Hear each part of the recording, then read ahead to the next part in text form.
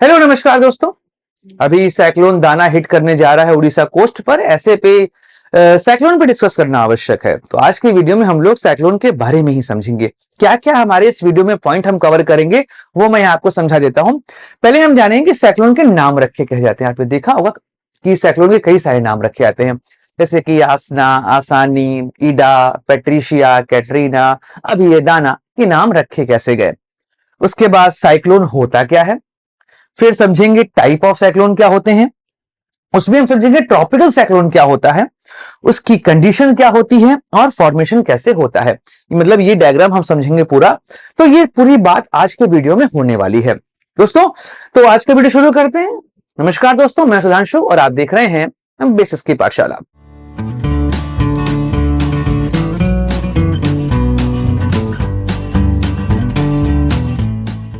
जब हम साइक्लोन की बात करते हैं तो पहले आता है नाम। बड़ा ही इंटरेस्टिंग इसको लेकर स्टोरी है। एक्चुअली होता क्या था कि साइक्लोन को लेकर अवेयरनेस नहीं थी, समस्याएं आती थी।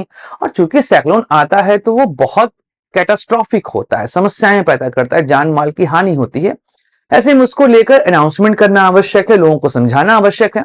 सिर्फ साइक्लोन कहकर तो ये काम नहीं होता था। तो क्या हुआ, एक दौर पे डिसाइड हुआ कि हम नाम रखेंगे इन सभी साइक्लोन का, जिससे कि लोगों को अवेयर करना, बताना आसान हो जाएगा।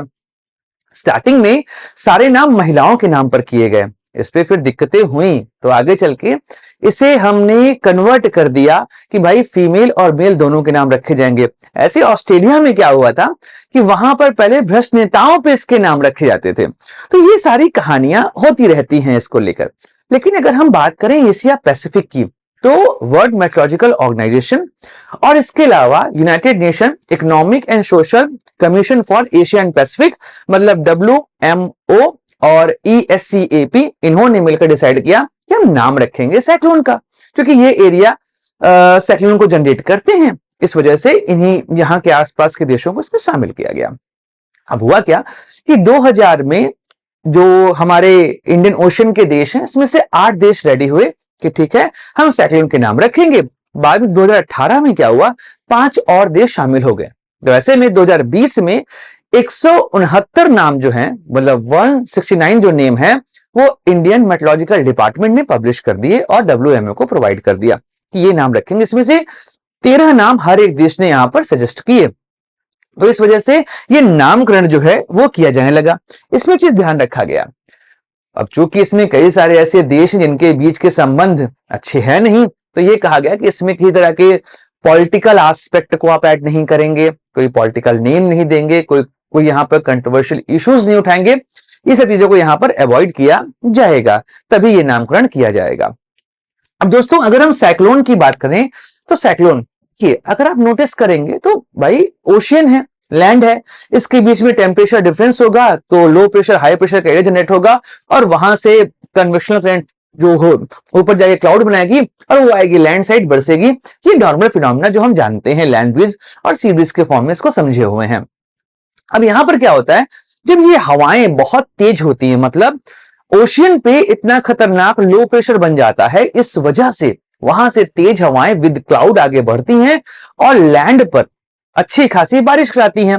तो इस इवेंट को हम लोग नॉर्मली साइक्लोन कहते हैं कि जब तेज गर्म हवाएं ऊपर उठकर लैंड पर बारिश कराती हैं, जानमाल की हानि कराती हैं, उसको हम लोग साइक्लोन कहते हैं। लेकिन क्या सभी तेज चलने वाली हवाएं जो बारिश कराएंगे उन्हें साइक्लोन कहा जाएगा? ऐसा नहीं है। इसको लेकर एक कैटेगरी बना दी गई। अब ये कैटेगरी यहां पर क्या है, यहां पर आप देख रहे हैं सिस्टम, यहां पर देख रहे हैं KMPH, मतलब हर उस हवाओं को जो तेज चल रही है बारिश कर रही है उनको साइक्लोन नहीं कहेंगे। एक सर्टेन लिमिट यहां डिसाइड की गई, जैसे कि अगर 31 किलोमीटर पर आवर से कम की स्पीड है तो उसको लो प्रेशर एरिया कह दिया जाएगा। ऐसे ही 31 से 49 पे इसको डिप्रेशन, 50-61 पे इसको डीप डिप्रेशन कहा जाएगा। लेकिन जैसे ही ये 61 क्रॉस करेगा, 62 किलोमीटर पर आवर या इससे अधिक की स्पीड होगी, अब यहां से साइक्लोन की कैटेगरी जो है वो स्टार्ट होती है। अब देखिए यहां पर अगर 62 से 88 kmph को उसको कहेंगे साइक्लोनिक स्टॉर्म। अगर उससे ऊपर 170 तक जाएगा तो इसको कहेंगे सुपर साइक्लोनिक स्टॉर्म। फिर इसके बाद वेरी सीवियर, फिर एक्सट्रीमली सीवियर और उसके बाद सुपर साइक्लोनिक स्टॉर्म जो है वो नाम यहां पर दे दिया जाता है। तो इस तरीके से हम यहां पर देखते हैं कि अलग अलग नामकरण जो है वह किया गया है साइक्लोन का। तो ये पूरी प्रक्रिया यहां पर आप लोगों को समझ में आई होगी। दोस्तों अब बात करते हैं टाइप्स की। तो दो टाइप होते हैं, एक वो जो टेम्परेट एरिया में जनरेट होते हैं, इसे कहते हैं टेम्परेट साइक्लोन, नॉर्मली इसको फ्रंटल साइक्लोन भी कहा जाता है। थोड़ा सा आइडिया देता हूं, बाकी डिटेल में बात करेंगे किसी और वीडियो में कि आखिर टेम्परेट साइक्लोन होता क्या है। यहां पर समझिए कि इक्वेटर से चलने वाली गर्म मॉइस्ट हवाएं जो हैं वो बढ़ती हैं पोल की तरफ, उधर पोल से आती हैं कोल्ड विंड, ये दोनों आपस में कोलाइड करती हैं, फ्रंट बनाती है, और फ्रंट जहां बनता है वहां पे क्लाउड का फॉर्मेशन होता है। तो ये टेम्परेट साइक्लोन, इसको हम फ्रंटल साइक्लोन भी कहते हैं। लेकिन जो हमारे आज की डिस्कशन का पॉइंट है वो है tropical cyclone. Mainly tropic of cancer से ट्रॉपिक ऑफ कैप्रिकॉर्न के बीच में जो साइक्लोन जनरेट होते हैं इन्हीं को ट्रॉपिकल साइक्लोन कहा जाता है। याद रखिएगा, इसमें इक्वेटर शामिल नहीं होता। क्यों नहीं होता, अभी आगे बताता हूं। तो यहां पर क्या होता है कि ट्रॉपिकल एरियाज में जनरेट होने वाले साइक्लोन को हम ट्रॉपिकल साइक्लोन कहते हैं। हर देश में इसका नाम अलग अलग है। जैसे कि अगर यूएसए और मैक्सिको के आसपास देखेंगे तो वहां पे जनरेट होने वाले साइक्लोन को हरिकेन कहा जाता है। ऐसे ही अगर हम चलेंगे ऑस्ट्रेलिया तो यहां पर इसे विली विलीज कहा जाता है। चाइना, फिलीपींस, जापान, यहां पे जो साइक्लोन जनरेट होते हैं इनको कहा जाता है टाइफून। और अगर इंडियन ओशन में जनरेट हो रहा है साइक्लोन, मतलब इंडिया, बांग्लादेश, म्यांमार, इधर ओमान, यहां पे कहते हैं इसको साइक्लोन। तो इस तरीके से इसका नाम अलग अलग एरिया में अलग अलग लिया जाता है। और यह पूरी प्रक्रिया कैसे होती है अब इसको समझते हैं। तो समझते हैं कंडीशन के बारे में। के बारे में समझा जाए तो कुछ वेल डिफाइंड कंडीशन चाहिए होती है यहां पर।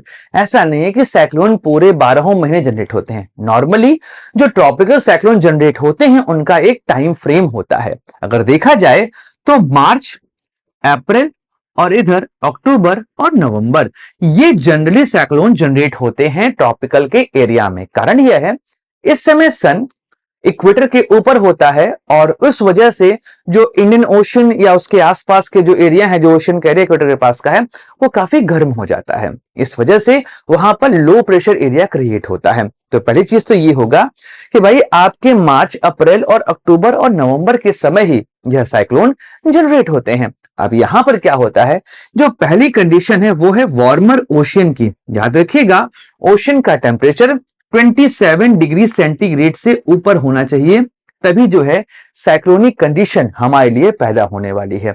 सेकंड जो यहां पर बात है वो है कोरियोलिस फोर्स। बहुत इंपॉर्टेंट चीज है, क्योंकि कोरियोलिस फोर्स जब तक जनरेट नहीं होगा तब तक साइक्लोन जनरेशन पॉसिबल नहीं है। इसी वजह से इक्वेटर पे साइक्लोन जनरेट नहीं होता, क्योंकि इक्वेटर पर कोरियोलिस फोर्स एट इक्वेटर जो होता है वो 0 होता है। और जैसे जैसे आप इक्वेटर से ऊपर की ओर बढ़ेंगे, मतलब पोलवर्ड बढ़ेंगे, वैसे वैसे क्या होता है कि कोरियोलिस फोर्स बढ़ता जाता है और साइक्लोनिक कंडीशन के लिए हमें वो एनवायरनमेंट मिल जाता है जहां से ट्रॉपिकल साइक्लोन जनरेट हो सकते हैं। तो थर्ड यहां पर बात हमारे पास आती है कि जो हमारे ट्रॉपिकल साइक्लोन होते हैं ये हमेशा ओशियन या सी पर ही जनरेट होंगे और लैंड पर क्या हो जाएंगे, ये एंड हो जाएंगे। ये कुछ सर्टेन क्राइटेरिया हैं जो कि साइक्लोन फॉर्मेशन के लिए इसेंशियल होते हैं। अब इसके बाद दोस्तों समझ लेते हैं कि आखिर जो साइक्लोन होता है वो किस तरीके से आगे बढ़ता है और जनरेट होता है। फिर आएंगे इस डायग्राम के ऊपर। दोस्तों अब समझ लेते हैं कि आखिर साइक्लोन जनरेट क्यों होता है। यहां पर दो चीजें समझनी है। पहला तो यहां पर है कि डायरेक्शन क्या होता है साइक्लोन का, कि डायरेक्शन कैसे होगा, किधर से हम कहेंगे साइक्लोन जनरेट हो रहा है, क्या रीजन है। और जो दूसरा है कि जो उसका सर्कुलर रोटेशन है वो किस डायरेक्शन में होता है, कि वो क्लॉकवाइज डायरेक्शन होता है कि काउंटर क्लॉकवाइज डायरेक्शन होता है, या एंटी क्लॉक जिसको आप लोग कहते हैं। तो अब ये डायरेक्शन और किस तरीके से घूमेगा इसको समझते हैं। और यहां पर एक और चीज समझाता हूं कि ट्रेड विंड का रोल क्या है यहां पर। तो ट्रेड विंड को भी यहां पर हम लोग समझ लेते हैं कि आखिर ट्रेड विंड का यहां पर क्या रोल बन जाता है। इंडिया केस लेते हैं जिससे समझाना आसान हो जाता है। देखिए ये है इंडिया का हमारा कोस्टल पार्ट, यहां पर आपको कोस्टल पार्ट दिख रहा होगा। अच्छा यहां पर है इक्वेटर, ये है इक्वेटर। अगर आपको प्रेशर बेल्ट के बारे में पता है, एक वीडियो मैंने बनाया है, लिंक यहां डिस्क्रिप्शन में आपको दे दूंगा, तो वहां से आप प्रेशर बेल्ट का कॉन्सेप्ट समझ सकते हैं। अब क्या होता है कि लगभग 35 डिग्री नॉर्थ लैटिट्यूड से जो हमारा सब ट्रॉपिकल हाई प्रेशर बेल्ट होता है, वहां से ट्रेड विंड ओरिजिनेट होती है टुवर्ड्स द इक्वेटर। तो इक्वेटर के साइड ये विंड चलती है इस तरीके से। अब आपको पता है कि कोरियोलिस फोर्स की वजह से विंड कभी स्ट्रेट लाइन में नहीं चलती है, डिफ्लेक्ट होती हैं अपने उस पाथ से। तो नॉर्दर्न हेमिस्फीयर में जो डिफ्लेक्शन होता है, वो डिफ्लेक्शन हमेशा होता है राइट हैंड साइड पे, और सदर्न हेमिस्फीयर में ये होता है लेफ्ट हैंड साइड पे। इसे ध्यान रखिएगा। अच्छा, सेम चीज यहां पर होगा। 30-35 जो सब ट्रॉपिकल हाई प्रेशर बेल्ट होगा, यहां से भी विंड चलेगी। अभी लेफ्ट वर्ड चल रही है, लेकिन इक्वेटर पार करते ही राइट वर्ड हो जाएगी। तो होता क्या है कि ये विंड जैसे इक्वेटर क्रॉस करती है तो राइट वर्ड मूव करती है, राइट वर्ड शिफ्ट होती है। अच्छा, शिफ्टिंग होने की वजह से यहां पर क्या होता है, लो प्रेशर एरिया बनता है। क्योंकि मैंने बताया कि हम लोग देखते हैं 27 डिग्री सेंटीग्रेड टेम्परेचर चाहिए, उससे ऊपर चाहिए। तो अब क्या होता है कि ओशियन में यहां पर लो प्रेशर क्रिएट होता है, लो प्रेशर क्रिएट होता है। अब इस लो प्रेशर को फिल करने के लिए ये विंड जो है आगे आती है, तो ऐसे लेफ्ट गई, ऐसे लेफ्ट गई, सॉरी राइट गई, ऐसे राइट गई, ऐसे राइट गई, ऐसे राइट गई, ऐसे राइट गई। अब आप देख रहे हैं ये राइट राइट राइट राइट इस लो प्रेशर को फिल करने के लिए ये वहां पे सर्कुलेट होना चालू कर देती है। अब आप इस सर्कुलेशन का डायरेक्शन देखेंगे तो ये कैसा है आपका, ये आपका है काउंटर क्लॉकवाइज या एंटी क्लॉकवाइज। अब ये काउंटर क्लॉकवाइज घूमने की वजह से वहां पर साइक्लोनिक कंडीशन जो है वो जनरेट हो जाती है। अच्छा, यहां पर जो ट्रेड विंड है ये इसको लेकर इंडिया की ओर जाती है, ऐसे जाती है, बोलती चलो इंडिया, तुमको लेके चलना है इंडिया। तो ये जो पूरा यहां पर आपका लो प्रेशर एरिया बना है, यहां से विंड जाती है कहां पर, इंडिया के कोस्टल साइड पर। अच्छा, इस वजह से जो डायरेक्शन होता है, जो ट्रॉपिकल साइक्लोन का डायरेक्शन होता है, वो कहां से होता है, ईस्ट से वेस्ट की ओर होता है। तो ये कहां से जाएगा, बे ऑफ बंगाल से इंडिया के कोस्टवर्ड जो है ये मूव करना शुरू कर देगा। प्रॉब्लम यहां पर ये आती है कि ये जाना तो इसको कुछ यहां पर है, तमिलनाडु के आसपास, लेकिन इंडिया का जो ये तेलंगाना उसके आसपास के प्लेटो एरिया है, ये गर्म होते हैं। तो ये लो प्रेशर यहां पर क्रिएट करते हैं। इस वजह से क्या होता है, इसके कंपैरिजन में यहां पे लो प्रेशर ज्यादा है, तो ये जो साइक्लोन है वो ऐसे ना हिट करके वो ऐसे चला जाता है, नॉर्थ वेस्ट हो जाता है। अब इस वजह से आप देखेंगे कि जो साइक्लोन का इंपैक्ट है वो नॉर्थ आंध्रा, उड़ीसा और वेस्ट बंगाल में आपको देखने को अधिक मिलता है, जबकि साउथ आंध्रा और इसके अलावा तमिलनाडु में इंपैक्ट कम होता है। और यही चीज यहां पर आप नोटिस करेंगे कि ये जो एरिया है भाई, जो प्रोसेस होगा वो तो सेम टू सेम होगा, लेकिन अब ये इंडिया का वेस्ट कोस्ट इस साइक्लोन के ईस्ट पड़ रहा है। इस वजह से इंडिया का वेस्ट कोस्ट बहुत ज्यादा साइक्लोन से इफेक्ट नहीं होता है, क्योंकि यहां पर ये जो ओमान का एरिया है, यहां पर ये साइक्लोन जाता है। रीजन वही है जो मैंने आप कहा कि भाई ये मोशन ईस्ट टू वेस्ट होता है। लेकिन जैसे इस समय आपने नोटिस किया होगा कि गुजरात का एरिया है या महाराष्ट्र का एरिया है, कर्नाटक का एरिया है, यहां पर बहुत ज्यादा आज के समय में साइक्लोनिक इंपैक्ट देखने को मिले। रीजन वही है कि इंडस्ट्रियलाइजेशन बढ़ा है, पेड़ काटे गए हैं, अर्बनाइजेशन बढ़ रहा है। इस वजह से वहां पर लो प्रेशर क्रिएट होता है, और इस वजह से ओमान की जगह पर वो इंडिया या गुजरात के कुछ पार्ट में वो आपको साइक्लोन हिट करते हुए दिखाई दे जाएंगे। तो यहां पर जो एरिया है, चाहे वो इंडिया गुजरात हो, महाराष्ट्र हो, कर्नाटक हो, यहां पर आपको इंपैक्ट आजकल देखने को मिल रहा है। रीजन वही मैंने दिया कि यहाँ पे इंडस्ट्रियलाइजेशन, अर्बनाइजेशन ये जनरेट हो रहे हैं या ये क्रिएट हो रहे हैं, ये बनते जा रहे हैं। इस वजह से यहां पर साइक्लोनिक इंपैक्ट जो है वो आपको दिखाई देता है। दोस्तों, अब इस डायग्राम को समझते हैं कि आखिर होता क्या है। देखिए, जो भी यहां पे जो लो प्रेशर एरिया मैंने आपको बताया ना, यही लो प्रेशर एरिया कहलाता है आई, आंख। ठीक है, अब यहां पर इस आंख के थ्रू होता क्या है समझिएगा।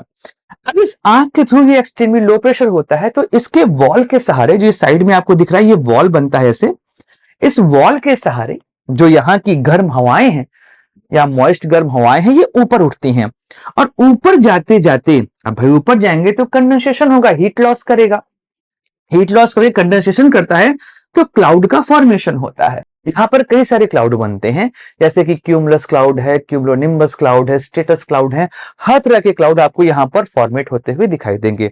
अच्छा, यहां पर यह है एक्सट्रीमली लो प्रेशर का एरिया। ऐसे में ऊपर से जो ठंडी हवाएं हैं वो ठंडी हवाएं सबडक्ट करती हैं। यहां पर क्या होती है, सबडक्ट करती हैं। तो सबडक्शन की वजह से ये वापस नीचे आया, ऐसे आया, फिर यहां से ऊपर की ओर चला गया। तो ये प्रक्रिया लगातार चलती रहती है और ये साइक्लोन जैसे मैंने यहां बताया आगे की ओर बढ़ता है, ट्रेड विंड इसको लेकर आगे बढ़ती है। अब ध्यान रखिएगा जितना धीमा ये साइक्लोन चलेगा उतना ही ज्यादा सीवियर होगा और सीवियरिटी का अंदाजा ऐसे लगा सकते हैं कि अगर ये जितना धीमे धीमे आगे बढ़ेगा कोस्ट पर पहुंचते पहुंचते उसका इंपैक्ट उतना ज्यादा होगा, जो जहां पर वो लैंडफॉल कर रहा है ना वहां पर दिक्कतें बहुत ज्यादा होती हैं। जैसे अभी दाना जो है वो लैंडफॉल करने वाला है कहां पर, भितरकनिका के पास, तो कंडीशंस बहुत बुरी हो जाती हैं उस जगह पर। तो ये होता है लो प्रेशर एरिया। और इस लो प्रेशर एरिया में एक बात समझेंगे क्योंकि विंड ऊपर से नीचे आ रही है, जब विंड ऊपर से नीचे आती है तो वहां पर क्लाउड का फॉर्मेशन नहीं होता है, इस वजह से आई के जस्ट अबव आपको क्लाउड का फॉर्मेशन देखने को नहीं मिलेगा और इसके इर्द गिर्द वॉल के बगल में आपको ढेर सारे क्लाउड देखने को मिलेंगे। और जब तक इसको फ्यूल क्या है इसका, वो मॉइस्चर, जब तक इसको फ्यूल मिलता रहेगा ये सीवियर होता जाएगा। इस वजह से क्या होता है जब ओशियन या सी से चलने वाले साइक्लोन लैंड पर पहुंचते हैं तो यहां पर इंपैक्ट तो खूब दिखाते हैं लेकिन इन्हें किसी भी तरह से यहां पर फ्यूल नहीं मिलता और इस फ्यूल ना मिलने की वजह से ये लैंड पर आके खत्म हो जाते हैं। तो ये पूरा जो प्रोसेस है दोस्तों ये है आपका साइक्लोन का। उम्मीद करता हूं कि आपको ये पॉइंट समझ में आ गया होगा। मिलेंगे अगले वीडियो में, चर्चा करेंगे किसी और मुद्दे की और डिस्कस करेंगे किसी और पॉइंट के बारे में। तो यदि अपने दोस्त अंशु को like share subscribe the channel. जय हिंद, वंदे मातरम, भारत माता की जय।